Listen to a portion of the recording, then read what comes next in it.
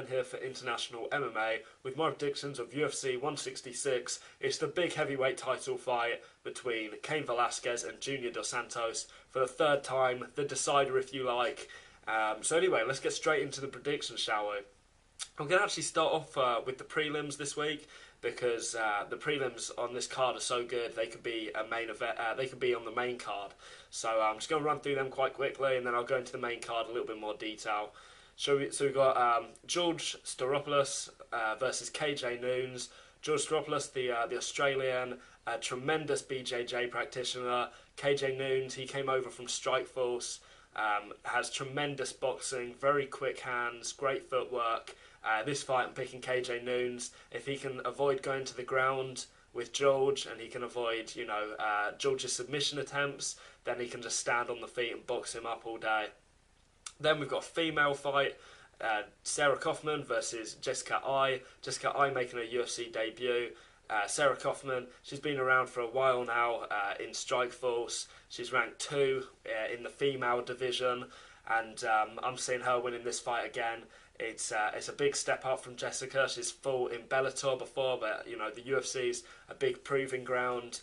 Sarah Kaufman's a lot more experienced, but Jessica definitely is going to be dangerous. So it's going to be a good scrap of a female fight, it looks like. But I'm picking Sarah Kaufman just due to the experience, I think. Then we have Nate the Great Marquardt versus Hector Lombard.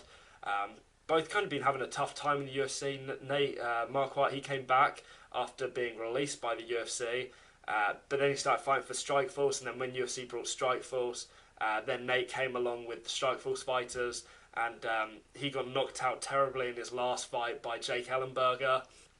Hector Lombard struggling to put anything together in the UFC. He was considered by a lot of people to be, one of the best fighters out there when he was fighting with Bellator, but now he's fighting much better guys in the UFC. He's been struggling. He did KO Rosamar Paul Harris that recently got cut by the UFC.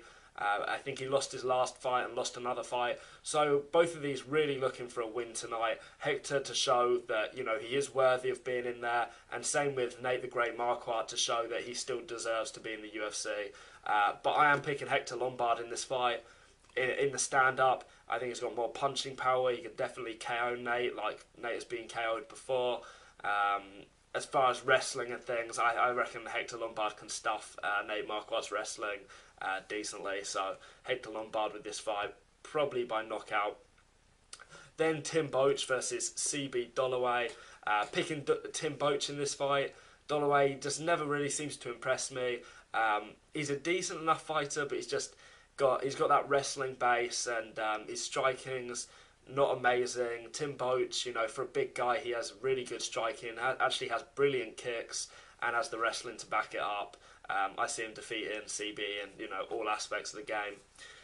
Then onto the main card, John Dodson, the Magician, versus Darrell Montagu. Oh, this is a tough fight for the Mongoose, Darrell Montagu. Just coming into the UFC for his UFC debut, fighting John Dodson, who's had a few fights in the UFC now. He's fought for a title, so you don't get much more pressure than being in a title fight. I think this step up's a little bit too much. If Darrell can, embrace it and really perform to his best, he can definitely beat John Dodson. He's a very quick fighter. He's very versatile. Great strikes. So he can definitely hang with John Dodson, but it's just this step up's a little bit too much. Who knows? We may see a Colin McGregor that comes in and wows everyone. Came out of nowhere. No one knew who Conor McGregor was, apart from people in the UK and Ireland, and then he showed everyone in the US who he was with a big UFC debut. So who knows? Maybe a big UFC debut from Darrell Montagu, but I'm picking John Dodson. John Dodson's, again, he's got the experience. He's been there before. He's fought in a title fight. Darrell Montagu hasn't got anything that John Dodson hasn't already seen, hasn't already fought, and hasn't already beat. Next fight, two of the big guys, Gabriel Gonzaga versus Sean Jordan. Both of these fighters coming off big knockouts. Both of them have a lot of power in their hands. They can knock you out. Gabriel Gonzaga, tremendous BJJ. For a big guy, he's a fantastic grappler, fights really well off his back. with aggressive submissions. Sean Jordan originally with a wrestling base, and we're actually starting to see a lot of wrestlers with that good wrestling base end up getting very heavy hands, like we did with Johnny Hendricks. In this fight, I'm picking Sean Jordan. I think in the stand-up, both of them, all they have to do is connect hard and they can knock each other out. But I think Sean Jordan's probably going to look to strike a little bit more. Gabriel Gonzalez probably going to want to tie it up. And when they do tie it up, Sean Jordan's got that wrestling to just back it up and try and stuff any of the submission attacks from Gonzaga. So Sean Jordan in that fight. Then Melendez versus Diego Sanchez. Diego Sanchez, wow, this is a big fight for him. If he can win this, he'll live up to his name of the dream. It will be a dream come true if he beats Gilbert Melendez. I can't see it happening. Gilbert Melendez, I personally thought that he beat Ben Henderson when they fought, and he deserves to be right up there with title shots, in title shot contention. I think he's ranked number 2 at the moment in his division. Diego Sanchez kind of coming out of nowhere. I don't really know why he's been put in for this fight. I'm not sure if someone dropped out or something. But Diego Sanchez is just a little bit out of his league. He's got that. He's got very good wrestling. In fact, he's very similar to Gilbert Melendez. A younger Diego Sanchez is a lot like the Gilbert Melendez of today, but Gilbert Melendez he's just better in all ways than Diego Sanchez, and he's going to be able to beat him wrestling, on the feet, whatever. Gilbert Melendez, he deserves to be getting a title shot. Diego Sanchez is just, another fight in his way that he's going to probably steamroll through.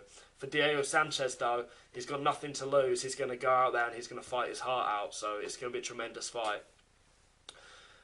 Daniel DC Cormier versus Roy Nelson. Another great big heavyweight fight for the co-main event.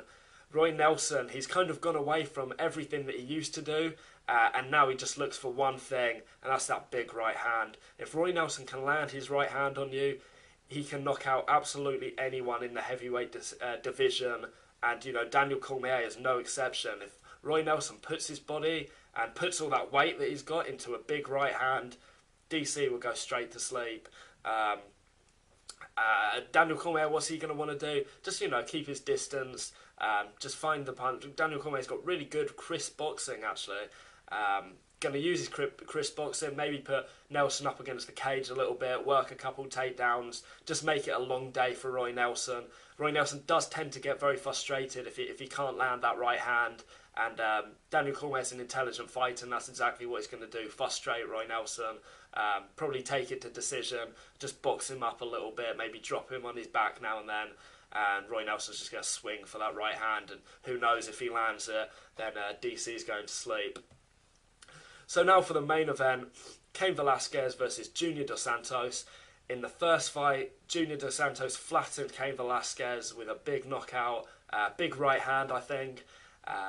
Then in the second fight, Cain Velasquez dominated Junior Dos Santos, absolutely dominated him, could take him down at will, even landed the more significant fights during that bout. So we're into the third match. It's one apiece. It's the decider. Who is the better heavyweight?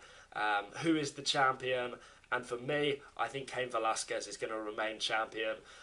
I think in the last fight, he got Junior Dos Santos' number. I mean, when you go 5 rounds with that person, when you've been training for that person's style for as long as Cain Velasquez has, with all of that and with all that experience and with feeling Junior Dos Santos in the cage for so long, feeling how he fights and how he can take him down, that's a huge, huge advantage.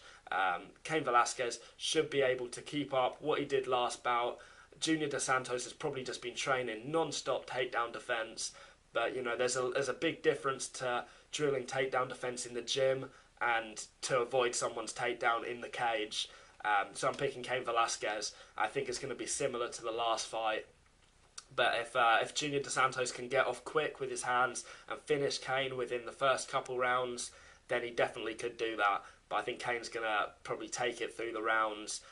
Lots of takedowns, lots of ground and pounds, lots of ground and pound, and Kane will come up the victor and the champion. So those are my predictions. I hope you guys enjoyed. Remember to subscribe to our international MMA channel. Just press the button. Just takes 2 seconds, and it shows us that you want to see more of our videos, more of our predictions.